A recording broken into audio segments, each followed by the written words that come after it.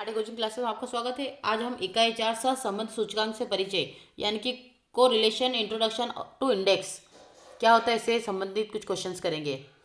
तो ये पूरा चैप्टर करेंगे। जितने भी आईएमपी क्वेश्चन बनेंगे, चाहे इससे या कहीं और से होगी, मैं आपको प्रोवाइड कराने का प्रयास करूंगी।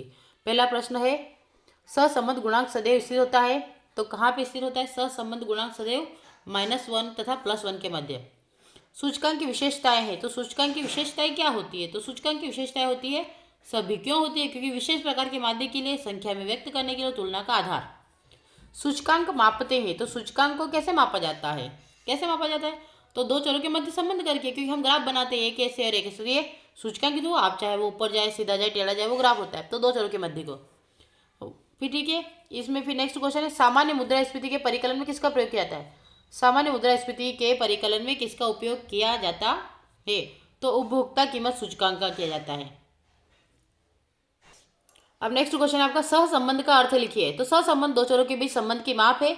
यह दो चरों के बीच पारस्परिक निर्भरता को स्पष्ट करता है। यह एक ऐसी सांख्यिकी तकनीक है जो दो चरों अथवा तथ्यों के बीच संबंध का मापन एवं विश्लेषण करती है तथा बतलाती है कि दो चर एक दूसरे के संदर्भ में किन सीमा तक परिवर्तित होते हैं। तो सहसंबंध का अर्थ ये है। उसके नेक्स्ट आता है, सहसंबंध को मापने की रीतियां कौन सी है? तो दो चरों के बीच सहसंबंध मापने की रीतियां है, एक बिंदु रेखी रीति और दूसरी गणितीय रीति। तो आप ये देख लीजिएगा इसमें जो भी दे रखा है। फिर आएगा, ये तो रहने दीजिए, आप नेक्स्ट करते हैं।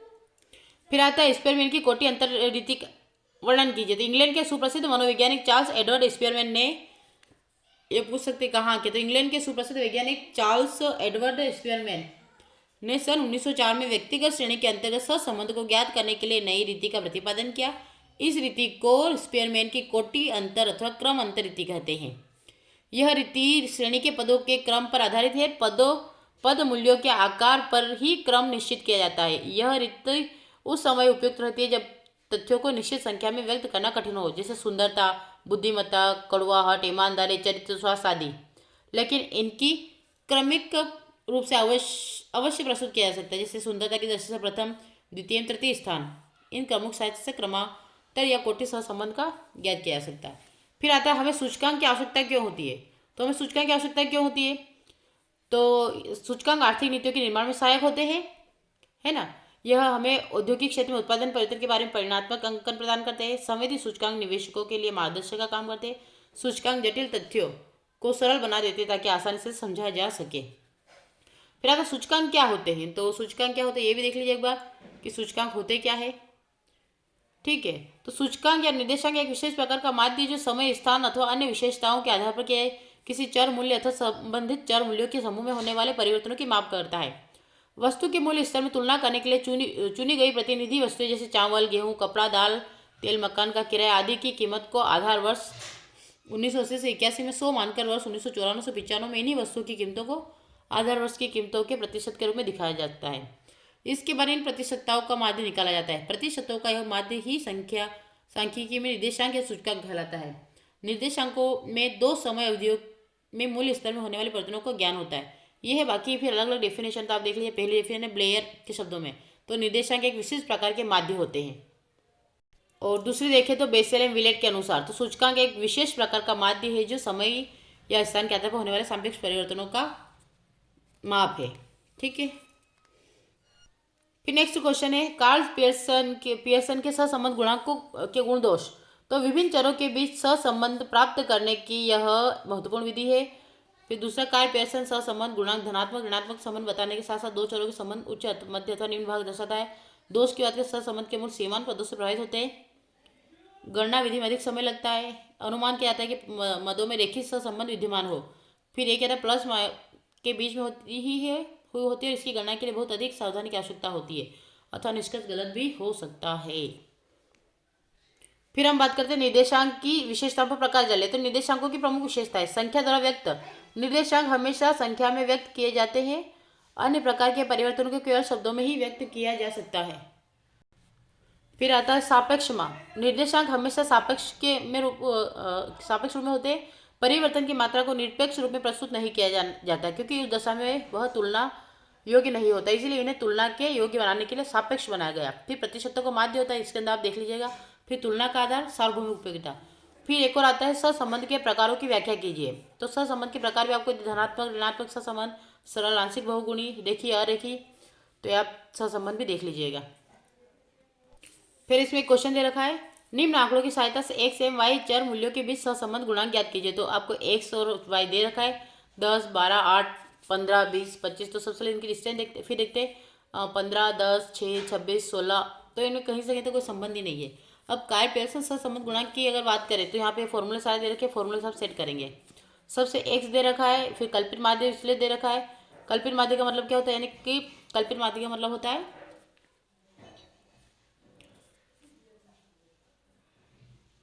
ठीक है डेल एक्स बी से विचलनों का वर्ग कितना दे रखा है, डेल एक्स स्क्वायर। ये सारे फॉर्मूले लग रहे हैं। तो हम इस प्रकार से वैल्यू रखेंगे। वाई कितना है, तो वाई आपको दे रखा है, अगर यहाँ पे आपका 10 है, माइनस का 10, क्योंकि कल्पित मान हम 20 मान लेते, ठीक है। तो अगर यहाँ बात करें तो माइनस का 10 माना। अब माइनस के 10 में ये कितना होगा, माइनस का 8, फिर होगा माइनस का 12, क्योंकि देखो 10, 12, 8, 15, 20, 25 और 40।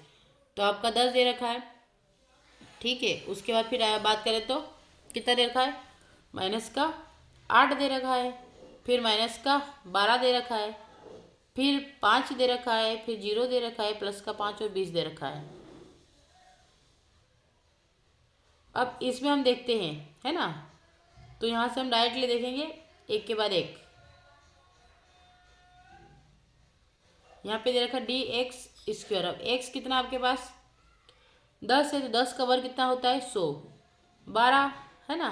तो यूँ बोलो तो डी एक्स स्क्वायर है, तो इनको भी कॉमन करके चलना है। अब यहाँ पे देखो ये 8 है, 8 प्लस प्लस तो माइनस हो जाएगा, मतलब माइनस माइनस प्लस। तो 8 का 64, 12 का 144, 5 का 25, 0 का 0, फिर 5 का वर्ग 25 और 20 का 400 होता है। क्लियर हो गया। अब हम बात करें सेकेंड वाई चर की। तो वाई चर की बात करें तो 15, फिर 10, फिर 6। देखो ये क्वेश्चन से आ रहा है ना, ये सारी वैल्यू क्वेश्चन से ही आ रही है जो हमने लिखी है।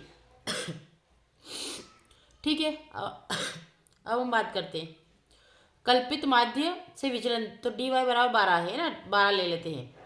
तो कितना आता है, हम काट कर देखते हैं इसको, तो कितना आएगा 12, 15 कितना आ रहा 3। उसके बाद वापस देखते हैं तो 2, फिर देखते हैं तो 6, फिर देखते हैं तो, है ना, क्योंकि 6 है तो 6 है तो 12, 6 बचा।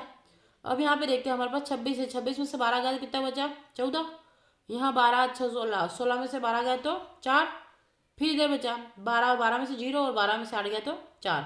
उसी प्रकार से इधर भी यही क्रम है ना, आपको यही क्रम देखना है। देखो 20 था, 20 में से 10 माइनस करा तो 10, 20 में से 12 माइनस करा तो 8, 20 में से 8 माइनस करा तो 12, 20 में से 15 माइनस करा तो 5, 20 में से 20 करा तो 0, 20 में से 25 करा तो 5 और 20 में से 40 करा तो 20। आई होप आपको समझ में आ गया। इसमें से इन सबको माइनस करना तो ये माइनस संख्या आ जाएगी, फिर ये वाला है तो इनमें से इन सब में से इसको माइनस करना तो ये वाली आ जाएगी।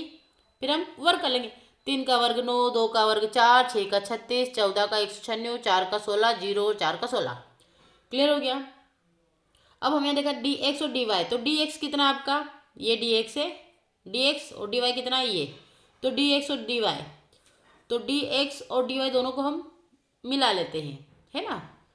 ठीक है, तो देखो इसका इसमें गुणा किया तो 30 आ गया, फिर इस 8 का इस 8 का 16 2 में क्या तो 16, 12 छम 72, 14 पंच 70, फिर 4 का तो 0 ही हो जाएगा, 0 का भी 0 क्योंकि 5 का करेंगे तो भी 0, और 20 का 4 में तो 20 चौक 80। आई होप क्लियर हो गया होगा। और सारी इसको प्लस कर दीजिएगा, आपका वैल्यू आ जाएगी। फिर तृतीय संरचना की बात करते हैं, ये फॉर्मूला याद रख लिएगा आप। फॉर्मूला में सारी वैल्यू रखनी जो आपको यहाँ दे रखी है ना, यहाँ से फॉर्मूला में सारी वैल्यू रखते जाएंगे, यहाँ से कर ये जो आपने वैल्यू लिखी है। देखो डी एक्स वाई देखा, तो डी एक्स वाई कहाँ आपका, डी एक्स वाई 92, फिर डेल एक्स की वैल्यू क्या है, तो डेल एक्स की वैल्यू क्या है यहाँ पे माइनस यहाँ से, फिर डी वाई की वैल्यू यहाँ से, फिर एन की वैल्यू लिख लीजिएगा कितनी है 7। इस प्रकार से सारी वैल्यू पुट करके सोल्व कर लीजिएगा। मैंने तरीका बता दिया और सारी वैल्यू भी है, बस आपको सोल्व करना है तो आप इतना तो सोल्व कर ही सकते हैं। 10 का तो 10, देखो स्क्वायर हटा तो 100 लग गया, इधर 9 का स्क्वायर हटा दो 81 लग गया, क्योंकि सब इसमें थे तो स्क्वायर हमने हटा लिया है। बस ये 92 है, तो यहाँ से देखो ये इसका इसके साथ में इसके करेंगे तो यहाँ पे 7 एक कम और कितना आ जाएगा, अब माइनस के 90 में 7 तो कितना आया 12.86। क्लियर है। उसके बाद फिर ऐसे ही इनको काटापीटी करेंगे और आपका आंसर आ जाएगा। क्योंकि अगर 7 की टेबल बोलते हैं तो 7 एकम 7 कितना बचता है 20, तो 7 दूनी 14। ठीक है, तो ये मतलब भाग देंगे तो आपकी ये संख्या आ जाएगी 12.86 और लास्ट में आपको सोल्व करने पर आपका आंसर क्या आएगा 0 - 0.178। और इसी प्रकार से आपके सारे सवाल होंगे तो आप कर लीजिएगा। मैं आपको सिर्फ कुछ खास खास टॉपिक वाइज स्टडी करा रही हूँ।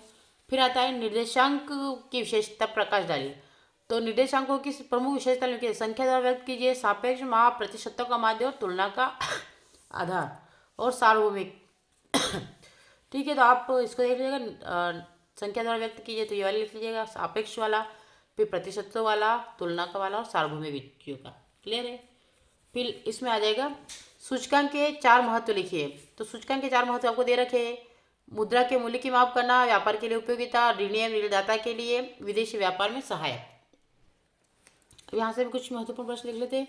सबसे पहले सहसंबंध का अर्थ होता है। सहसंबंध दो श्रेणियों के मध्य अंतर निर्भरता इंगित करता है। इस प्रकार दो श्रेणियों में एक श्रेणी कारण बतलाती है जबकि दूसरी उस कारण के प्रभाव को बतलाती है। तो अब ये देख लीजिएगा। फिर आता है सहसंबंध को परिभाषित कीजिए। तो सहसंबंध आर्थिक व्यवहारों को समझने में योग देता है, विशेष महत्वपूर्ण को स्पष्ट करता है जिससे गड़बड़ी फैलती है तथा उसे उन उपायों को सुझाव देता है जिनके द्वारा स्थिरता लाने में शक्तियाँ प्रभावी हो सकती है। फिर आता है विक्षेप चित्र के दोष। तो विक्षेप चित्र के प्रमुख दोष निम्न है। यह एक गणितीय विधि है, इसके द्वारा केवल सहसंबंध की दिशा का ज्ञान होता है। परिणाम कर हिचारों की संख्या 2 से अधिक होने पर विक्षेप चित्र नहीं खींचा जा सकता। इस विधि द्वारा सहसंबंध की केवल मात्रा का अनुमान ही लगाया जा सकता है। ठीक है, फिर एक और आता है क्वेश्चन ये वाला। कार्ल पियर्सन संबंध सहसंबंध गुणांक किन परिकल्पना आधारित। तो कार्ल पियर्सन सहसंबंध गुणांक निम्न परिकल्पना आधारित है। सहसंबंध समंक है ना, समंक मात्राओं को अनेक स्वतंत्र प्रभावी करते हैं। स्वतंत्र कारणों के कारण वह प्रभाव का संबंध होता है और दोनों श्रेणियों के मध्य रेखीय संबंध होता है। फिर आता है आपका कोटि अंतर सहसंबंध। तो इसको भी देख लीजिएगा ये वाला। फिर आता है कार्ल पियर्सन के सहसंबंध गुणांक। तो कार्ल पियर्सन के सहसंबंध गुणांक आपको दे रखे हैं, ये आप लैंग्वेज देख लीजिएगा क्योंकि लेक्चर लंबा हो जाता है और हम इतना समय में दे नहीं पाएंगे आपको। प्रत्यक्ष स्थिति कभी होगा तो हम नेक्स्ट लेक्चरों में देख लेंगे। तब तक आप नोट करते रहे और आईएमपी को ये करते रहें। फिर कार्य संबंध गुणांक तो ये भी आ जाएगा आपका, यहाँ से माइनस हो गया जिसको हटा दीजिए। कार्य परिषद संबंध गुणांक निम्न है, इससे संबंध की मात्रा दिशा का अंकात्मक माप होता है क्योंकि इसकी गणना में समांतर माध्यों एवं प्रमाण विचलनों का प्रयोग किया जाता है जो बीज गणितीय दृष्टि से उच्चतर सांख्यिकी अध्ययन के लिए उत्तम माप होते हैं। फिर ये देख लीजिएगा। फिर कार्य परिषद संबंध गुणांक के दोष, तो दोष भी बता रखे मैंने अभी पीछे भी इस लेक्चर में बताए थे, देख लीजिएगा। फिर आता है स्पेमेंट कोटि के सहसंबंध गुणांक के बारे में।